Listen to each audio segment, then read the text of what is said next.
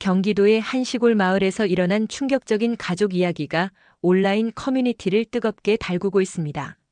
평생을 혼자 힘으로 아들을 키워낸 75세 할머니가 성공한 의사 아들과 며느리로부터 집에서 쫓겨나 모텔에서 하룻밤을 보내야 했다는 충격적인 사연이 공개된 건데요.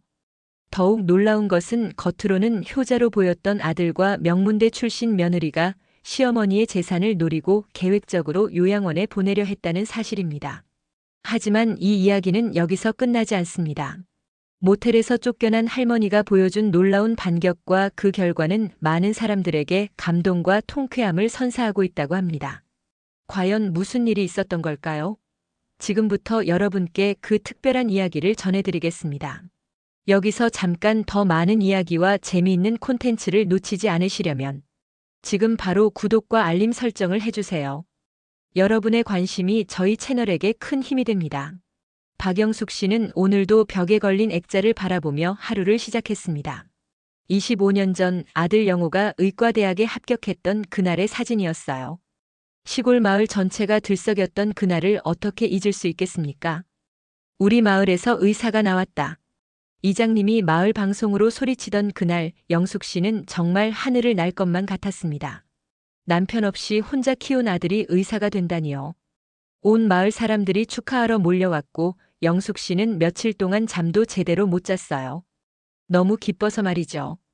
영숙이 엄마 정말 대단해. 혼자서 이렇게 키워내다니. 순자 씨가 감탄하며 말했던 그 순간이 아직도 생생합니다. 그때 영숙 씨는 이런 생각을 했어요. 내가 평생 고생한 보람이 있구나. 이제 영호가 의사가 되면 우리도 편해지겠지. 하지만 세상 일이 그렇게 단순하지만은 않더라고요.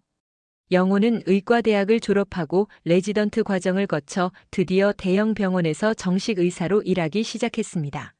그것도 서울 강남의 유명한 대학병원에서 말이에요. 영숙 씨는 정말 자랑스러웠어요. 마을 사람들 앞에서 어깨가 으쓱해질 정도였죠. 우리 영호가 이번에 승진했대요. 과장이 됐다고 하네요. 와, 정말 대단하다. 영숙이 엄마 복 받은 거야. 그런데 영호에게 여자친구가 생겼다는 소식을 들었을 때는 조금 복잡한 마음이었습니다. 기쁘면서도 한편으로는 서운했어요. 이제 정말 아들을 다른 여자에게 빼앗기는 건 아닌가 하는 생각 때문이었죠. 엄마, 미연이라는 여자친구가 있어요. 이번에 인사드리러 내려갈게요. 영호의 전화를 받던 날 영숙 씨는 온 집안을 뒤집어 놓고 청소했습니다. 며느리 될 사람을 처음 만나는 자리였으니까요. 마을 식육점에서 최고급 한우도 사왔고 직접 담근 김치며 장아찌까지 정성스럽게 준비했어요. 정미연을 처음 만났을 때의 인상은 정말 좋았습니다. 키도 크고 예쁘고 무엇보다 예의가 바른 여성이었어요. 서울대 의과대학을 나온 엘리트라고 했지만 전혀 건방지지 않았죠. 어머님 안녕하세요. 영호 오빠가 어머님 이야기를 정말 많이 해주었어요. 정미연은 두 손으로 정중하게 인사했고 영숙 씨가 준비한 음식들을 맛있게 드셨습니다. 특히 영숙 씨 손맛으로 담근 김치를 정말 좋아했어요. 어머님, 이 김치 정말 맛있어요. 어떻게 이렇게 맛있게 담그세요? 아이고 뭘. 시골에서 오래 살다 보니 그냥 손에 익어서 그래. 그날 저녁 영호와 미연이 마을 구석구석을 산책하는 모습을 보면서 영숙 씨는 마음이 따뜻해졌어요. 젊은 두 사람이 정말 서로를 아끼는 것 같았거든요. 엄마 미연이가 어머님을 정말 좋아해요. 결혼하고 나서도 자주 뵈러 오겠대요. 그래? 그럼 다행이네. 좋은 며느리를 만났구나. 영숙 씨는 정말 기뻤습니다. 아들도 성공했고 좋은 며느리까지 만났으니 이제 정말 행복한 노후를 보낼 수 있을 것 같았어요. 결혼 준비 과정에서도 미연은 정말 착했습니다. 영숙 씨를 배려하는 마음이 느껴졌고 시골에서 올라온 하객들을 정성스럽게 챙겼어요. 어머님, 저희가 신혼집은 서울에 마련했지만 자주 내려와서 안부 여쭐게요. 결혼식 날 미연이 말한 그 약속을 영숙 씨는 정말 믿었어요. 이렇게 착한 며느리라면 분명 효도 잘할 거라고 생각했죠. 신혼집은 강남 대치동의 40평 아파트였습니다. 영호 혼자서는 감당하기 어려운 집값이었지만 미연 집에서도 지원을 해줘서 가능한 일이었어요. 영숙 씨도 자신이 가진 전 재산의 절반인 2억 원을 보태줬습니다. 엄마 고마워요. 덕분에 좋은 집에서 살 수 있게 됐어요. 뭘 당연한 거지. 너희가 잘 살면 그게 내 행복이야. 그때까지만 해도 영숙 씨는 정말 행복했어요. 성공한 아들, 착한 며느리, 그리고 머지않아 손주까지 볼 수 있을 거라는 기대감으로 가득했죠. 결혼 후 첫 번째 추석이 다가왔을 때 영숙 씨는 며느리와 함께 차례 준비를 하며 즐거운 시간을 보낼 생각에 설렜습니다. 일주일 전부터 장을 보고 음식 준비를 했어요. 미연이가 좋아할 만한 음식도 몇 가지 더 해놔야겠다. 영숙 씨는 정성껏 준비했습니다. 그런데 추석 당일 아침 영호에게서 전화가 왔어요. 엄마 죄송해요. 올해는 미연이 집에서 추석을 보내기로 했어요. 미연이 부모님이 많이 아프셔서. 그 순간 영숙 씨의 마음이 철렁 내려앉았습니다. 하지만 며느리 부모님이 아프시다는데 뭐라고 할 수 있겠어요. 그래, 그럼 어쩔 수 없지. 미연이 부모님께 안부 전해드려라. 전화를 끊고 나서 영숙 씨는 혼자 앉아 준비해둔 음식들을 바라봤어요. 갑자기 집이 너무 적막해졌습니다. 그해 겨울 손주 소식이 들려왔습니다. 미연이 임신을 한 거예요. 영숙 씨는 정말 기뻤어요. 드디어 손주를 볼 수 있게 됐으니까요. 정말 축하해. 건강하게 낳아야 해. 네, 어머님. 태교에 신경 쓸게요. 미연의 목소리는 여전히 다정했습니다. 영숙 씨는 손주용품들을 미리 준비하기 시작했어요. 직접 짠 털모자며 조끼, 그리고 아기 이불까지 정성스럽게 만들었죠. 아이가 태어났을 때 영숙 씨는 산후조리원으로 달려갔습니다. 처음 본 손주는 정말 예뻤어요. 영호를 닮았는지 눈이 똘망똘망했죠. 우리 지훈이 할머니가 왔어요. 영숙 씨는 손주를 안고 행복에 겨워했습니다. 이 모든 게 꿈만 같았어요. 성공한 아들, 착한 며느리, 그리고 사랑스러운 손주까지. 어머님 정말 고마워요. 지훈이가 할머니를 많이 닮은 것 같아요. 미연의 말에 영숙 씨는 더욱 뿌듯했습니다. 그런데 조금씩, 정말 조금씩 변화가 시작됐어요. 처음에는 느끼지 못할 정도로 미묘한 변화였죠.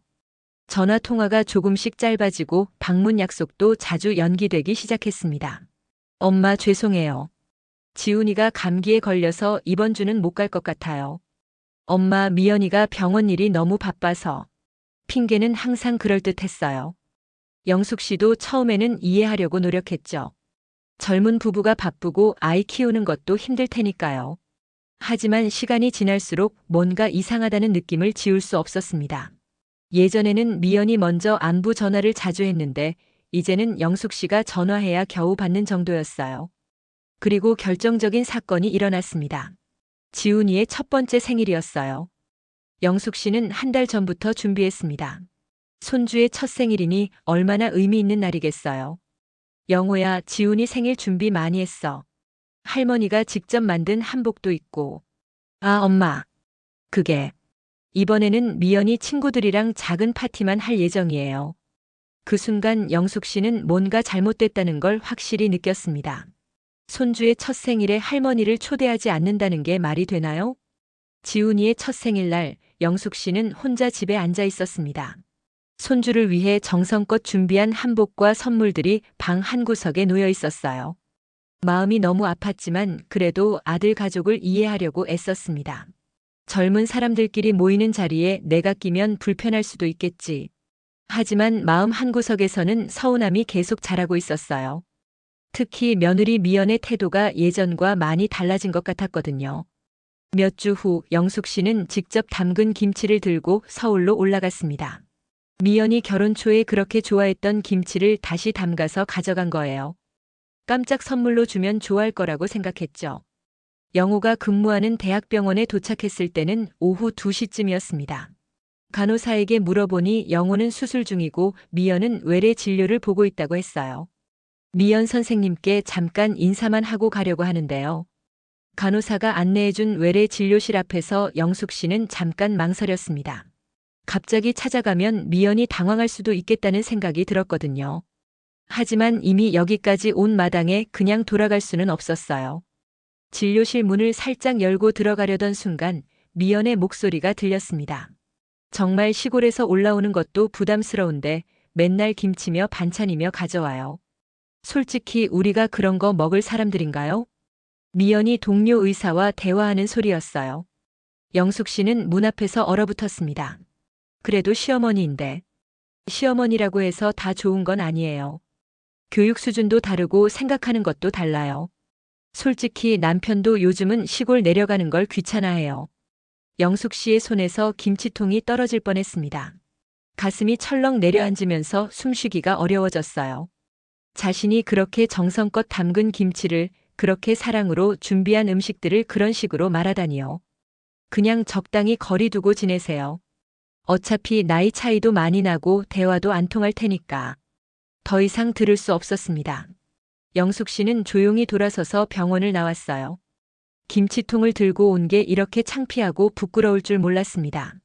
집으로 돌아가는 버스 안에서 영숙 씨는 계속 미연의 말을 되뇌었어요. 교육 수준이 다르다, 생각하는 것도 다르다, 대화도 안 통한다. 그 말들이 가슴에 비수처럼 박혔습니다. 내가 뭘 잘못했을까? 영숙 씨는 자꾸만 자신을 탓하게 됐어요. 혹시 자신이 너무 자주 연락했나, 너무 간섭했나, 아니면 정말로 촌스럽고 무식해서 며느리가 부담스러워하는 건 아닌가 하는 생각들이 머릿속을 맴돌았죠. 그날 이후로 영숙 씨는 먼저 연락하는 걸 멈췄습니다. 아들이나 며느리에게 전화하는 것도, 서울에 올라가는 것도 자제했어요. 혹시 자신 때문에 아들 가족이 불편해할까 봐서였죠. 한 달이 지나고 두 달이 지나도 아들에게서는 연락이 오지 않았습니다. 예전 같으면 며칠만 연락이 없어도 안부를 물어봤을 텐데 이젠 정말 조용했어요. 이상하네, 영호 소식이 없네. 마을 사람들이 물어볼 때마다 영숙 씨는 괜찮은 척 웃으며 답했습니다. 바쁘겠지 뭐. 의사니까. 하지만 속으로는 점점 불안해졌어요. 혹시 아들도 자신을 부담스러워하는 건 아닌가 하는 생각 때문이었죠. 그러던 어느 날 영호에게서 갑자기 전화가 왔습니다. 영숙 씨는 반가워서 서둘러 전화를 받았어요. 영호야, 오랜만이네. 잘 지내고 있어? 엄마 좀 급한 일이 있어서 그러는데. 혹시 땅 문서들 좀 정리하실 생각 없으세요? 갑작스러운 말이었습니다. 영숙 씨는 잠깐 당황했어요. 땅 문서? 왜 갑자기? 아, 그게 세금 문제도 있고 해서요. 미연이가 알아보니까 증여세 같은 게 나중에 문제될 수 있대요. 미리 정리해 두시는 게 좋을 것 같아서요. 영호의 목소리는 어딘지 어색했습니다. 예전처럼 다정하지도 않았고 마치 업무적인 대화를 하는 것 같았어요. 그래도 갑자기 그런 얘기를 하니까 좀 당황스럽네.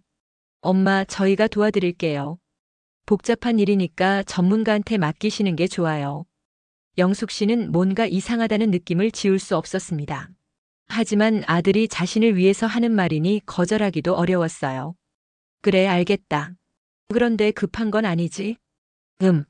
가능하면 빨리 하시는 게 좋을 것 같아요.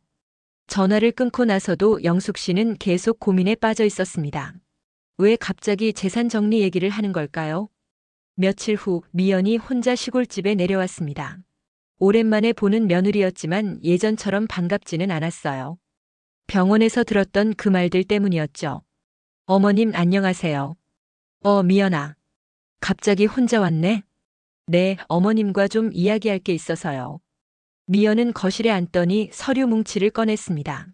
영숙 씨는 그 모습을 보면서 가슴이 답답해졌어요. 어머님, 영호 오빠가 말씀드렸죠? 재산 정리 말이에요. 그래, 들었어. 그런데 뭘 어떻게 정리한다는 거니? 저희가 알아보니까 어머님 명의로 된 땅들이 꽤 되더라고요. 이걸 그냥 두시면 나중에 상속세가 엄청날 거예요. 미연의 설명은 복잡했습니다. 증여세, 상속세, 절세 방법 등등. 영숙 씨로서는 이해하기 어려운 내용들이었어요. 그래서 미리 저희 명의로 옮겨두시는 게 좋을 것 같아요. 어차피 나중에는 영호 오빠가 상속받을 거잖아요. 그렇긴 하지만 너무 갑작스럽네. 어머님, 이런 일은 빨리 할수록 좋아요. 시간이 지날수록 세금만 더 많이 나와요. 미연은 계속 재촉했습니다. 영숙 씨는 점점 압박감을 느꼈어요. 자신이 무언가 잘못 이해하고 있는 건 아닌가 하는 생각도 들었죠. 그래도 좀 더 생각해보고. 어머님, 왜 이렇게 우리를 못 믿으세요? 저희가 어머님한테 해를 끼칠 사람들인가요? 미연의 목소리에 날이 서기 시작했습니다. 예전에 다정한 며느리가 아니었어요. 그런 게 아니라 워낙 큰일이라서. 지금 안 하시면 정말 후회하실 거예요. 세무서에서 나오면 어쩔 거예요? 미연은 계속 압박했고 영숙 씨는 점점 궁지에 몰린 기분이었습니다. 결국 영숙 씨는 며칠 더 생각해 보겠다고 했어요. 그럼 2주 안에 결정해 주세요. 더 늦으면 정말 문제가 될 수 있어요. 미연이 돌아간 후 영숙 씨는 혼자 앉아 깊은 생각에 빠졌습니다. 정말 자신이 모르는 복잡한 세금 문제가 있는 걸까요? 아니면 다른 이유가 있는 걸까요? 그날 밤 영숙 씨는 잠을 이룰 수 없었습니다. 뭔가 잘못되고 있다는 직감이 들었지만 구체적으로 뭐가 문제인지는 알 수 없었어요. 그저 가슴 한구석이 계속 불안했습니다. 며칠 후 영호에게서 다시 전화가 왔습니다. 엄마, 미연이한테서 들었는데 아직 결정 못 하셨다고요? 응, 좀 더 알아보고 싶어서. 엄마, 저희를 못 믿으시는 거예요? 제가 의사고 미연이도 의사인데 우리가 거짓말할 이유가 있겠어요? 영호의 목소리도 예전 같지 않았습니다. 차갑고 날카로웠어요. 그런 게 아니라. 그럼 뭐예요? 우리가 어머니 재산을 노린다고 생각하시는 거예요? 아니야, 그런 게 아니라. 그럼 빨리 결정해 주세요. 저희도 바쁜 사람들이에요. 전화가 끊어진 후 영숙 씨는 한참 동안 멍하니 앉아 있었습니다. 언제부터인가 아들과 며느리가 완전히 다른 사람이 된 것 같았어요. 예전에 다정하고 따뜻했던 모습은 온데간데 없고 차가우면서 날카로운 사람들이 되어 있었죠. 그리고 영숙 씨는 깨달았습니다. 이건 단순한 세금 문제가 아니라는 것을. 뭔가 다른 목적이 있다는 것을 말이에요. 영숙 씨가 재산 정리를 거부한 후 아들과 며느리의 태도는 더욱 차가워졌습니다. 전화도 거의 오지 않았고 손주 지훈이 소식도 들을 수 없었어요. 우리 손주 지훈이가 보고 싶은데 언제 올 수 있어? 영숙 씨가 용기를 내어 영호에게 전화했을 때의 대답은 차가웠습니다. 요즘 지훈이가 많이 예민해요. 낯선 사람 보면 울어서. 낯선 사람이라니요. 할머니를 낯선 사람이라고 하다니 영숙 씨는 가슴이 미어지는 것 같았어요. 그래도 할머니인데. 엄마, 아이 키우는 게 얼마나 힘든지 아세요? 미연이도 스트레스 받고 있어요. 영호의 목소리에는 짜증이 섞여 있었습니다. 예전에는 상상도 할 수 없던 일이었어요. 시간이 지날수록 상황은 더 악화됐습니다. 추석이 다가왔지만 이번에도 내려오지 않겠다는 연락이 왔어요. 미연이 부모님이 아프셔서 그쪽으로 가야 해요. 작년에도 그런 얘기했는데. 엄마, 그런 식으로 말씀하시면 저희도 힘들어요. 영숙 씨는 더 이상 뭐라고 할 수 없었습니다. 혼자서 준비한 차례상을 바라보며 눈물만 흘렸어요. 그러던 어느 날 미연이 갑자기 시골집에 나타났습니다. 하지만 이번에는 예전과 완전히 다른 모습이었어요. 어머님, 저희가 참을 만큼 참았는데 이제는 좀 협조해 주셔야겠어요. 뭘 말하는 거니? 재산 정리 말이에요. 어머님이 계속 미루시니까 저희가 얼마나 곤란한지 아세요? 미연의 태도는 완전히 달라져 있었습니다. 예전에 공손하고 다정했던 모습은 온데간데 없었어요. 난 아직 생각 중이라고 했잖아. 어머님, 솔직히 말씀드릴게요. 어머님 나이가 이제 75세잖아요. 언제 무슨 일이 생길지 모르는 나이예요. 뭐라고? 만약에 어머님한테 무슨 일이 생기면 상속 절차가 얼마나 복잡한지 아세요? 그때 가서 세금 폭탄 맞으면 어쩔 거예요? 미연은 계속해서 압박했습니다. 영숙 씨는 점점 기가 막혔어요. 그리고 솔직히 어머님이 혼자 이런 큰 재산을 관리하시기에는 무리가 있어요. 요즘 사기꾼들도 많고 노인분들 타겟으로 하는 범죄도 많잖아요. 내가 그렇게 만만해 보여? 그런 게 아니라 현실적으로 생각해 보세요. 저희가 관리하는 게 훨씬 안전해요. 미연의 말은 점점 노골적으로 변했습니다. 영숙 씨는 이 사람이 정말 자신이 알던 며느리가 맞는지 의심스러웠어요. 만약에 어머님이 치매에 걸리시면 어떻게 할 거예요? 그때는 법정 후견인 정해야 하고 더 복잡해져요. 치매라고? 나보고 치매 걸렸다는 거야? 지금 당장은 아니지만 나이가 나이인데 언제 그런 일이 생길지 모르잖아요. 영숙 씨는 화가 치밀어 올랐습니다. 며느리가 자신을 치매 환자 취급하다니요. 미연아, 내가 지금 뭔 소리를 하는 거니? 어머님 감정적으로 받아들이지 마세요. 저는 현실적인 얘기를 하는 거예요. 현실적인 얘기라고? 내가 지금 시어머니한테 하는 말이 현실적인 얘기야? 두 사람의 목소리가 점점 높아졌습니다. 결국 미연은 화를 내며 일어섰어요. 어머님이 이렇게 나오시면 저희도 더 이상 참을 수 없어요. 영호 오빠한테도 다 얘기할 거예요. 그래, 해봐라. 내 마음대로 해봐. 미연이 나간 후 영숙 씨는 한참 동안 분노로 떨고 있었습니다. 도대체 언제부터 이렇게 됐을까요? 그 착하고 예의 바르던 며느리가 어떻게 이런 사람이 될 수 있었을까요? 그날 저녁 영호에게서 전화가 왔습니다. 목소리부터 험악했어요. 엄마, 미연이한테 뭐라고 하신 거예요? 뭐라고 했다니? 미연이가 뭐라고 했는데? 어머니가 소리 지르고 화내셨다고 하던데요. 소리 지른 건 미연이야. 나한테 치매 걸릴 거라고 하면서 협박하더라고. 협박이요? 엄마, 왜 그렇게 피해의식을 가지세요? 영호도 미연 편을 들었습니다. 영숙 씨는 정말 기가 막혔어요. 영호야, 너 정말 미연이 말만 믿는 거니? 엄마가 너무 예민하게 받아들이시는 거 아니에요? 미연이가 어머니를 위해서 하는 말인데. 위해서? 나를 위해서라고? 그럼 뭐예요? 저희가 어머니 재산을 빼앗으려고 한다고 생각하세요? 그럼 왜 이렇게 급하게 서두르는데? 엄마, 이제 그만하세요. 저희도 바쁜 사람들이에요. 어머니가 계속 이런 식으로 나오시면 저희도 더 이상 어쩔 수 없어요. 어쩔 수 없다는 게 무슨 뜻이야? 앞으로는 연락 좀 자제해 주세요. 미연이도 스트레스 받고 지훈이한테도 안 좋은 영향을 미쳐요. 그 말을 듣는 순간 영숙 씨는 정말 절망적이었습니다. 아들이 자신에게 연락하지 말라고 하다니요. 영호야, 내가 정말 내 아들이 맞니? 엄마, 너무 감정적으로 받아들이지 마세요. 서로 좀 거리를 두고 지내는 게 좋을 것 같아요. 전화가 끊어진 후 영숙 씨는 한참 동안 멍하니 앉아 있었습니다. 이게 정말 현실인가 싶었어요. 몇 주 후 더 충격적인 일이 일어났습니다. 지훈이의 두 번째 생일이었는데 이번에도 초대받지 못했어요. 하지만 영숙 씨는 포기할 수 없었습니다. 손주의 생일인데 할머니가 빠질 수는 없잖아요. 영숙 씨는 선물을 준비해서 서울로 올라갔습니다. 하지만 아파트 현관에서 문을 열어주지 않았어요. 어머님, 왜 갑자기 오셨어요? 연락도 안 하시고. 인터폰 너머로 들리는 미연의 목소리는 차갑기만 했습니다. 지훈이 생일이라서 왔어. 선물도 가져왔고. 어머님, 오늘은 정말 안 돼요. 지훈이가 아파서 조용히 지내야 해요. 아파? 그럼 더욱 할머니가 봐줘야 하는 거 아니야? 어머님, 제발 오늘은 돌아가 주세요. 다음에 연락드릴게요. 결국 영숙 씨는 아파트 현관에서 쫓겨났습니다. 손주의 생일에 할머니가 쫓겨나다니 이런 일이 있을 수 있나요? 집으로 돌아가는 길에 영숙 씨는 계속 눈물을 흘렸습니다.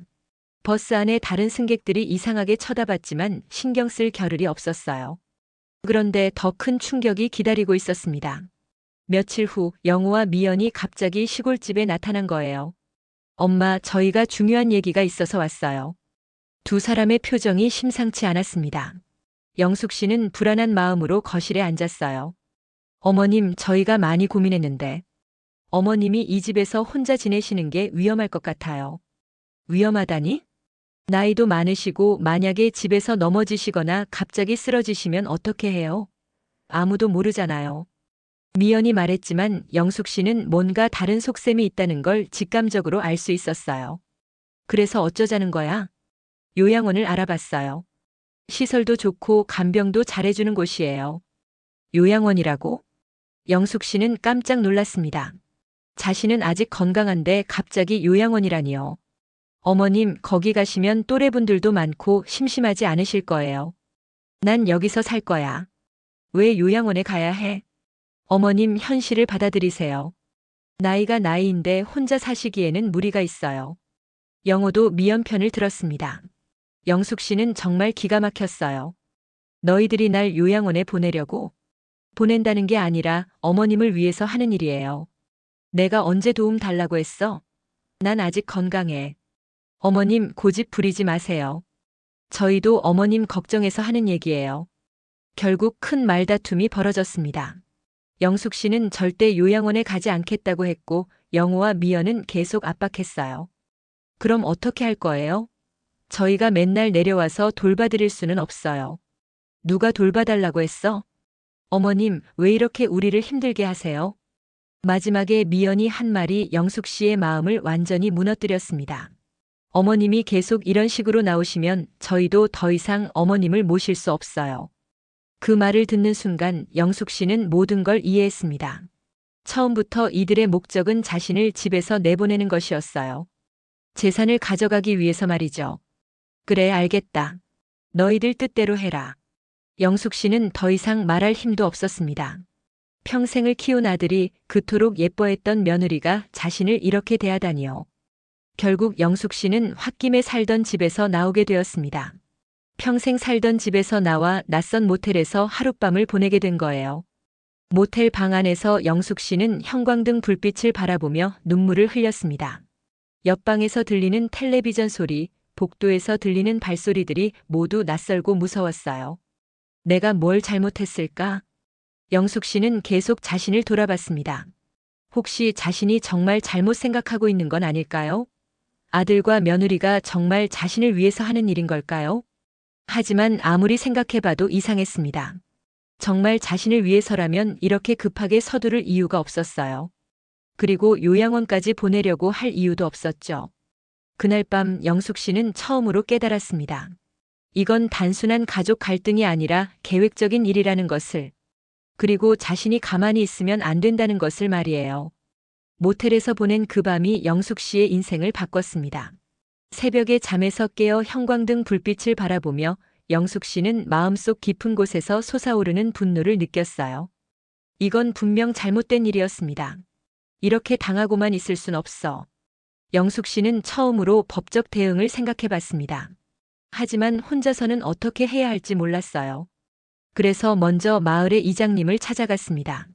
이장님, 저 좀 도와주세요. 영숙 씨가 모텔에서 하룻밤을 보냈다는 얘기를 들은 이장님은 깜짝 놀랐어요. 영숙이 엄마, 그게 무슨 소리야?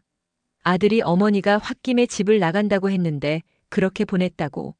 네, 요양원에 가라고 하면서 집에서 나가는 나를 잡지도 않았어요. 이장님뿐만 아니라 마을 사람들도 모두 분노했습니다. 특히 순자 씨는 정말 화가 났어요. 세상에, 그런 페류나가 어디 있어? 의사라는 사람이 어떻게 그런 일을 할 수 있지? 마을 사람들의 지지를 받으며 영숙 씨는 용기를 얻었습니다. 그리고 법무법인을 찾아가서 상담을 받기로 했어요. 변호사님, 제가 어떻게 해야 할까요? 젊은 변호사는 영숙 씨의 얘기를 들으며 고개를 끄덕였습니다. 어르신, 이건 명백한 노인학대입니다. 그리고 재산을 강제로 이전시키려는 것도 문제가 되죠. 그럼 소송을 할 수 있나요? 물론입니다. 하지만 증거가 필요해요. 대화 내용을 녹음하셨거나 문자 메시지라도 있으면 좋겠는데요. 영숙 씨는 후회했습니다. 미리 준비해뒀어야 했는데 말이에요. 하지만 늦지 않았어요. 지금부터라도 증거를 수집해보세요. 그들과 대화할 때는 녹음하시고 문자나 카카오톡 메시지도 모두 캡처해두세요. 변호사의 조언에 따라 영숙 씨는 증거 수집을 시작했습니다. 스마트폰 사용법을 몰라서 순자 씨에게 도움을 받기도 했어요. 영숙아, 여기 이 버튼 누르면 녹음되는 거야. 그리고 이건 스크린샷 찍는 거고. 며칠 후 기회가 왔습니다. 미연이 다시 연락을 해온 거예요. 어머님, 마음 정리되셨어요? 저희가 소개해드린 요양원 정말 좋은 곳이에요. 영숙 씨는 녹음 버튼을 누르고 대화를 시작했습니다. 미연아, 왜 그렇게 급하게 요양원에 보내려고 하는 거니? 어머님 나이에 혼자 사시는 게 위험하다고 했잖아요. 난 아직 건강한데? 혼자 생활하는데 아무 문제 없어. 어머님, 현실을 인정하세요. 그리고 솔직히 말하면 저희도 매번 걱정하느라 스트레스 받아요. 그럼 걱정하지 마. 난 알아서 잘 살 테니까. 어머님, 그게 그렇게 간단한 문제가 아니에요. 만약에 어머님한테 무슨 일이 생기면 저희가 책임져야 하잖아요. 미연의 본심이 드러나기 시작했습니다. 그리고 어머님이 계속 재산 정리를 미루시니까 저희도 계획을 세울 수가 없어요. 계획이라니? 무슨 계획? 저희도 아이 교육비도 있고 집 대출도 있어요. 어머님 재산을 미리 정리해 두시면 저희가 경제적으로 여유가 생기잖아요. 드디어 진짜 이유가 나왔습니다. 영숙 씨는 가슴이 철렁했지만 계속 녹음했어요. 그럼 내 재산이 필요해서 그러는 거구나? 뭐 그렇게 따지고 들면 그렇죠. 어차피 나중에는 영호 오빠가 상속받을 건데 지금 받으면 안 되나요? 나는 아직 죽지 않았어. 어머님, 왜 그렇게 부정적으로 생각하세요? 저희가 어머님 재산을 가져가겠다는 게 아니라 더 잘 관리해드리겠다는 거잖아요. 더 잘 관리한다는 게 요양원에 보내는 거야? 어머님이 요양원에 가시면 저희가 이 집도 관리해드릴 수 있고 땅도 효율적으로 운용할 수 있어요. 모든 대화가 녹음됐습니다. 영숙 씨는 이제 확실한 증거를 가지게 된 거예요. 며칠 후 더 충격적인 일이 벌어졌습니다. 우연히 병원에서 만난 사람 때문이었어요. 영숙 씨가 건강검진을 받으러 군 병원에 갔는데 거기서 우연히 김병 원장을 만난 거예요. 김병 원장은 영숙 씨를 보자마자 반갑게 인사했습니다. 어머님 안녕하세요. 오랜만이네요. 누구세요? 저 기억 안 나세요? 30년 전에 어머님이 저희 어머니 간병해 주셨잖아요.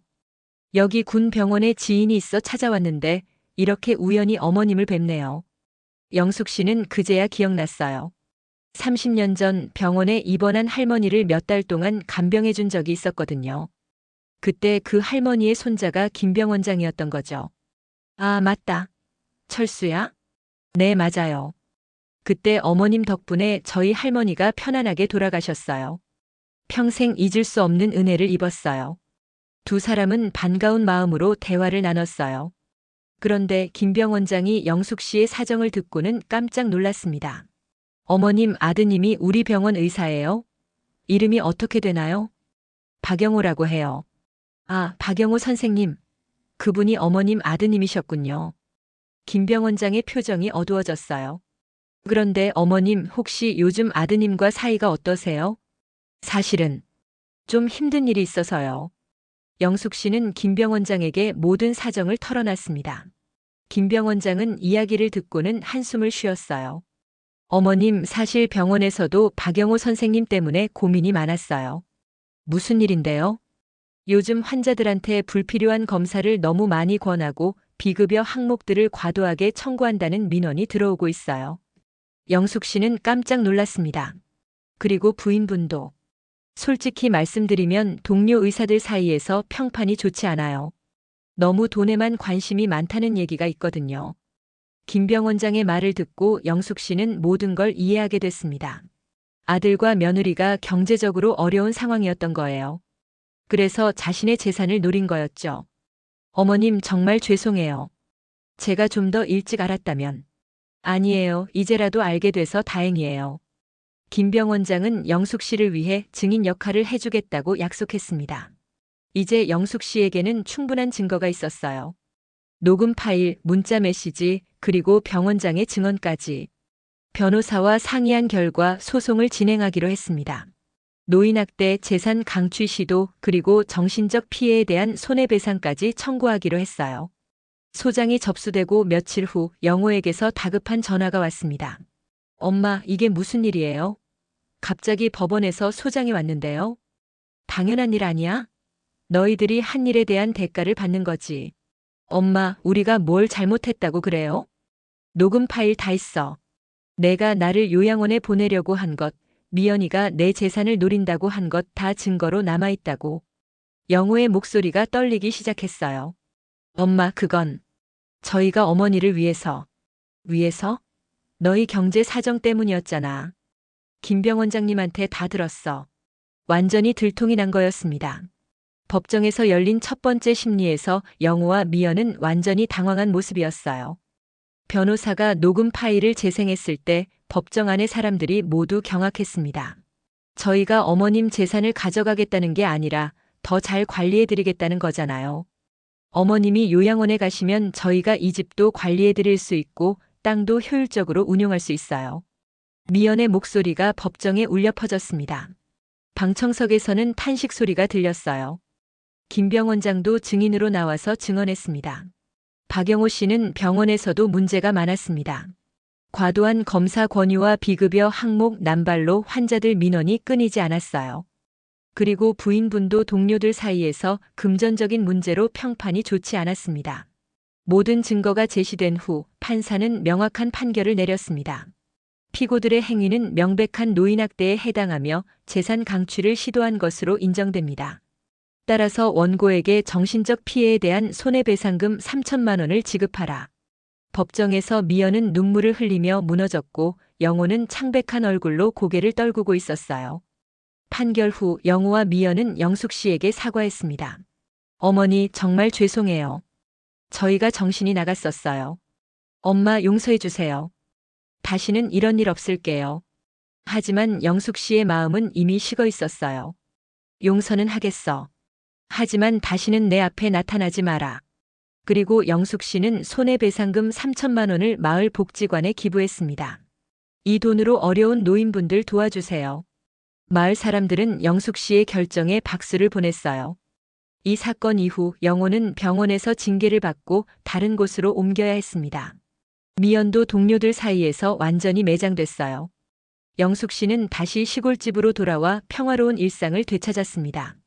마을 사람들의 따뜻한 관심 속에서 진정한 가족의 의미를 깨달았어요. 혈연보다 중요한 건 마음이구나. 순자 씨를 비롯한 마을 사람들이 영숙 씨의 진짜 가족이었어요. 마을 아이들도 영숙 씨를 할머니처럼 따랐죠. 할머니, 오늘도 김치 담그세요?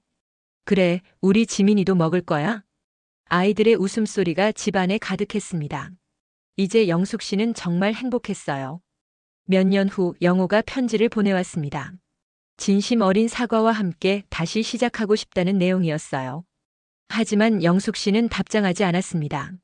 어떤 관계든 신뢰가 깨지면 다시 회복하기 어려워. 영숙 씨는 이제 진정한 평화를 찾았습니다.